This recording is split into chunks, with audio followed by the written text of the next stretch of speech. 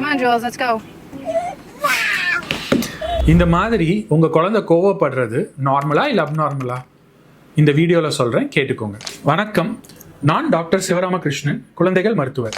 இதை தான் நம்ம டெம்பர் டான்ட்ரம்ஸ்னு சொல்லுவோம், அதாவது கோவ குழப்பம். கட்டுப்படுத்த முடியாத கோவம், உணர்ச்சி வெடிப்பு, இல்லை தனக்குத்தானே இல்லை மற்றவங்களை காயப்படுத்துகிற மாதிரி நடந்துக்கிறது தான் டெம்பர் டான்ட்ரம்ஸின் அறிகுறிகள்.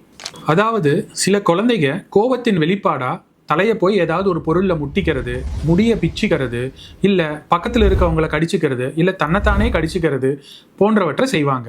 இது 5 வயதுக்கு கீழே இருக்க குழந்தைங்களில் ரொம்ப காமனாக பார்க்கலாம். யூஸ்வலாக எதனால் அவங்க இப்படி பிஹேவ் பண்ணுவாங்கன்னா, அவங்க எமோஷன்ஸை கண்ட்ரோல் பண்ண தெரியாமல் அவங்க ஆசை நிறைவேறாத போது ஏமாற்றத்தின் வெளிப்பாடாக தான் இந்த மாதிரி பிஹேவ் பண்ணுவாங்க.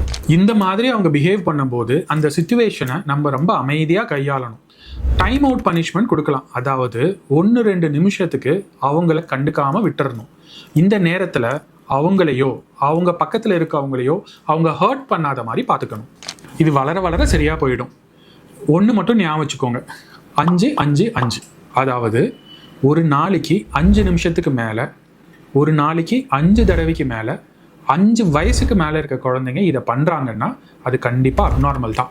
அப்படி இருந்தால் உங்கள் பீடியாட்ரிஷியன் கிட்ட கண்டிப்பாக கன்சல்ட் பண்ணிவிடுங்க.